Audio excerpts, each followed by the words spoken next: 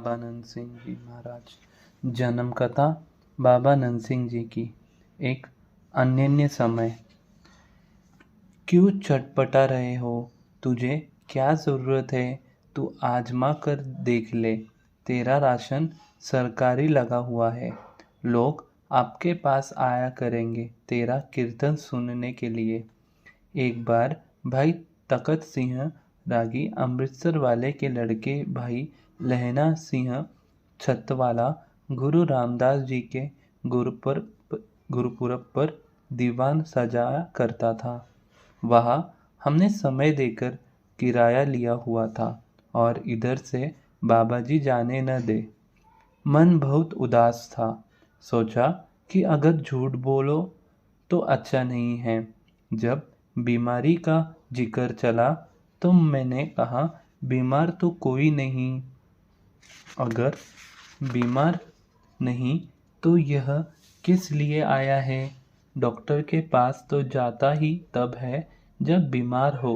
बता, तुझे का रोग नहीं है? हमने नम्रता की दवाई देनी है। तब जब तक डॉक्टर ने कहा बीमार जा नहीं सकता, यह झूठ नहीं सत्य है। इस तरह जब यह अवसर निकल गया तो बाद में हमें छुट्टी देने लगे और ऐसे कहकर कि भाई आपने अमृतसर जाना था, पर जी तारीख तो निकल गई है, कहा वचन मानते हैं। सत बचन कहकर हम वहां से अमृतसर आए। हरमंदिर साहिब बैठे थे कि दो चार प्रेमी देखकर पूछने लगे कि भाई कीर्तन का कोई प्रबंध है क्या? कहा नहीं। उन्होंने कहा कि हम अभी प्रबंध करते हैं। इस पर चौधरी जीवन सिंह, संत हीरा सिंह, सरदार आत्म सिंह लोहे वालों ने मिलकर वहां पिशोरिया की धर्मशाला में कीर्तन का प्रबंध किया और जितनी माया की हमने आवश्यकता थी उससे कई गुना ज़्यादा मिल गई। इस तरह बाबा जी परीक्षा के पर्चे भी पाते थे और फिर कृपा भी कर देते थे। किसी चीज़ की कमी भी नहीं रहने देते थे। एक बार का जिक्र है कि दयो सियाए के सरदार जीवन सिंह ने बाबा जी से सेवा मांगी तो बाबा जी ने फरमाया, कीर्तनिया बुला दे। जब हम डेरे पर पहुँचे तो बाबा जी ने फरमाया, रागा सिंह, आज गुरु तेग बहादुर साहिब जी को आवाज लगा। इस वचन की समझ न आई और समझाया कि मक्खन शाह लुबाने की कथा सुना। कीर्तन करते हमने कविता में कथा सुनाई, जिसको सुनकर बाबा जी बहुत प्रसन्न हुए और जीवन सिंह को कहा, अब आप संभाल लेना। वह हमें एक तरफ ले गया और 250 रुपये निकाले और हमें देने लगा।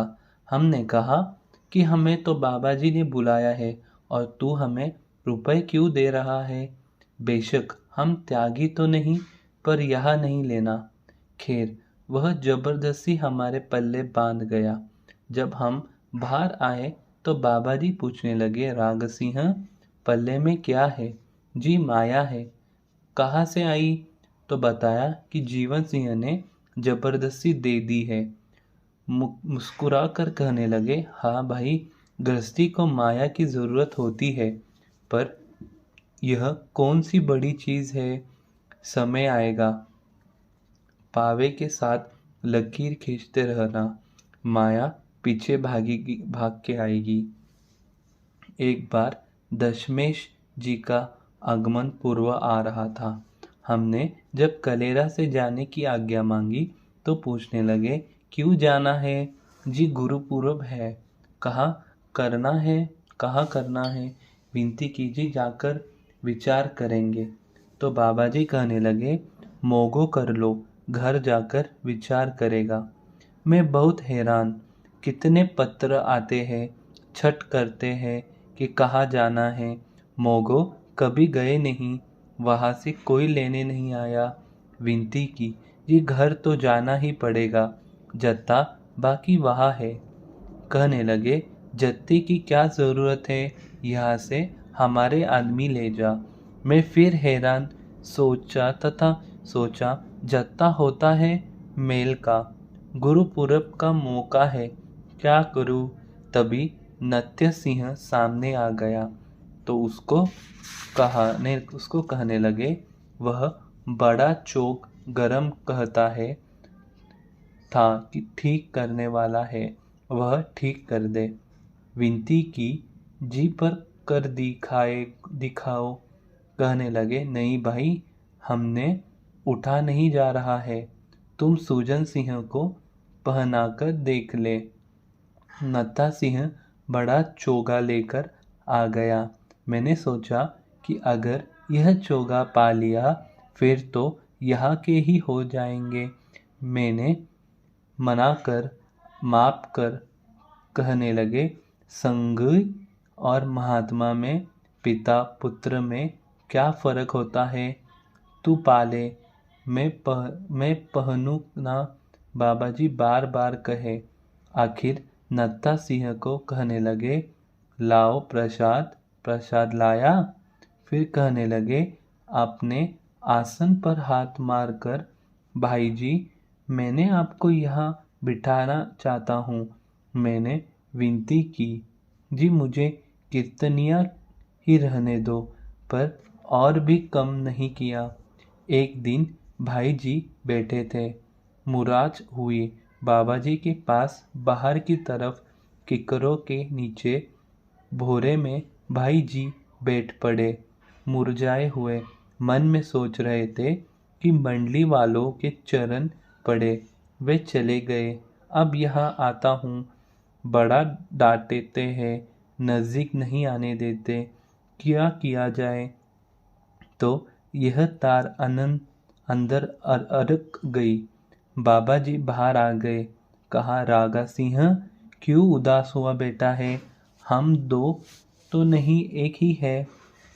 पौधे लगाए हैं उन्होंने और पानी लगाने की ड्यूटी मेरी है। बूटे आप मंडली वालों के हो, पानी देने की मेरी सेवा है। हमारा नाम एक ही है, हमारा काम भी एक ही है, क्योंकि मंडली वालों का नाम भी आनंद सिंह ही था। तू क्यों संशय न करे। तुम्हें जिस समय भी कोई मुसीबत पड़ेगी, मुखम में से जैसे बाल निकलते हैं, कोई कष्ट नहीं होता, कोई जोर नहीं लगता, इसी तरीके से राग सिंह आपको खींच लेंगे। रोना निकल पड़ा। मन में यह कुछ सोचना था, तुरंत आ गया है। तो सचमुच जब कष्ट का समय आया, पाकिस्तान अभी बनना ही था कि बाबा जी की प्रेरणा से हम पहले ही अमृतसर आ गए। जब पाकिस्तान बना तो उजड़ कर लोग इधर आ रहे थे और नहर पर प्रबंध किया हुआ था, लंगर का भी और मकानों का भी। गाड़ियां भर कर आ रही थी, रिफ्यूजी की भी और शरणार्थी की भी। यह नाम कभी सुने भी नहीं थे कि रिफ्यूजी क्या होता है और शरणार्थी क्या होता है। यह नहीं था पता। जो नाम हमने कानों से नहीं सुने, वे आंखों से देखने लगे। स्टेशन पर गाड़ी में जाकर घूम रहे हैं और कहते हैं, आओ भाई, जिन्होंने यहाँ उतरना है हमारे पास आ जाओ। तो जिस समय ज्ञान सिंह भी गाड़ी में बैठा हुआ को देखा और कहे, धन बाबा नंद सिंह जी, आपने कहा था रागा सिंह, मैं तुझे मक्खन में से बाल की तरह निकाल लूँगा। आपने मुझे इसी तरह से निकाल लिया, नहीं तो मैं गाड़ी में ही मर जाता। धन बाबा जी आप, और धन आपकी कमाई, और धन आपकी कृपा। कितना सा धन्यवाद करे आपका, हम तो आपका देना ही नहीं दे सकते। संत जी ने बाबा जी के पास बार बार चले जाना, बाबा जी ने पत्र डाल डाल कर बुलाना, कभी कभी तार भेज देना। एक बार एक सेवादार ने कहा, बाबा जी आप बार बार सुजान सिंह को ही क्यों बुलाते हो और यहाँ कई रागी जगते हैं। तो इस पर बाबा जी ने कहा, मैं कैसे छोड़ दूँ। किसी समय पिता पुत्र का संबंध रह चुका है, इसलिए रिश्ता छुटाना बड़ा मुश्किल है। यह सुनकर सब चुप कर गए। एक बार संगत समेत बाबा जी लाहौर पहुँचे। बाबा वधावा सिंह जी के चरणों में नमस्कार किया और बैठ गए। बाबा जी ने इशारा किया कि साज लाओ। हुक्म अनुसार बाजे जोड़िया, दिलरुबा, ताउस, सुरसागर। जिस समय बाबा वधावा सिंह जी ने देखा और पूछा, त्रिशी जी ये साझा कौन बजाएगा। आगे बाबा जी कहने लगे, गरीब निवाज हमारे पास मर्दाना है। पास बैठे सुजान सिंह जी की तरफ देखा और कहा, मर्दानिया रबाब बजा। सद बचन कहकर महाराज जी ने वह साज बजाया। श्री बाबा वाधावा सिंह जी सुनकर बहुत प्रसन्न हुए। घट डेढ़ घटी कीर्तन हुआ। बाद में बाबा जी के आपस में बड़े बचन विलास हुए। बाबा वाधवा सिंह जी ने संत सुजान सिंह जी से पूछा कि यह सुर सागर कहाँ से बनकर आया है। तो संत सुजान सिंह जी ने सारी व्यथा ऐसी सुनाई। एक बार एक मुसलमान गायक वीणा वाजने वाला पटियाला से लाहौर रेडियो स्टेशन पर प्रोग्राम देने जा रहा था। उसने बाबा जी की बहुत प्रसन्नता सुनी हुई थी और मन में ऐसी खींच पड़ी कि बाबा जी के पास आ पहुंचा। संयोगवश हम भी नानकसर में ही थे। आपस में मिले, प्रेम प्यार से जलपान कराया, क्योंकि हमें पहले भी आपस में जाना पहचान वाले थे।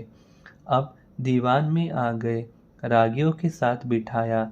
हजूर ने देखकर कथा करने वालों को रोककर पूछा, राग सिंह यह कौन है। आगे दास ने सारी व्यथा खोल कर बताई। तो बाबा जी ने कहा कि कथा के बाद इनको समय दे दो। समय अनुसार कथा का भोग पड़ गया।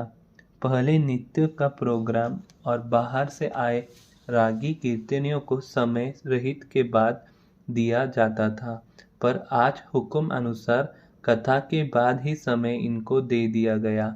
अब इस गायक के वीणा साज के साथ 3-4 की ट्यून बजाई।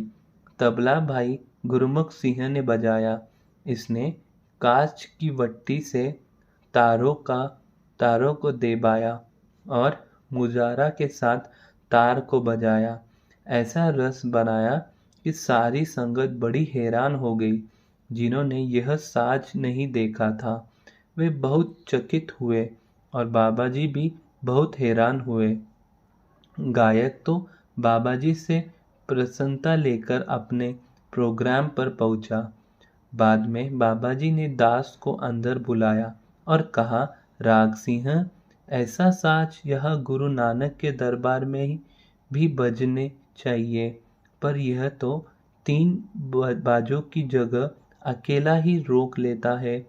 हमें तो ऐसे साज चाहिए जो अपनी गोद में आ जाए, आस पास की जगह न रोके। तो विनती की, जी इस तरह का तो दिलरुबा ही बजता है। बाबा जी के हुक्मानुसार दास ने लाहौर रिखी राम से ये 2 दिलरुबा बनवा कर लाया है और बाबा जी देख सुनकर प्रसन्न हो गए और इनाम नाम बाबा जी ने सुर सागर रखा। सो कहने का भाव है कि बाबा नंदसिंह जी पूर्ण ब्रह्मज्ञानी निरंकार के साथ अभेद हुए समस्त इलाही ज्योत थी और उनका दिया वर कोई मामूली बात नहीं है। बाबा वाधावा सिंह जी बाबा नंदसिंह जी को संबोधन करके कहने लगे, इनको क्या दे। तो बाबा नंदसिंह जी ने संत सुजान सिंह जी के सारे परिवार के नाम एक कागज पर लिखवा लिए और बाबा वाधवा सिंह जी को कहने लगे कि इनके लेखे फाड़ दो। बाबा माधवा सिंह जी ने वह कागज अपने हाथ में पकड़कर फाड़ दिया। जितने बड़े महापुरुष उतनी बड़ी देन। दास के पिता भाई गुरमुख सिंह जी ने दास को यह कथा सुनाई और बताया कि यह जो वृत्तांत हुआ आंखों के सामने हुआ। जब बाबा जी ने यह वचन किया और संत सुजान सिंह जी ने कीर्तन किया और जो आनंद आया वह बयान नहीं किया जा सकता। वह आनंद तो जिन्होंने माना वही जान सकते हैं।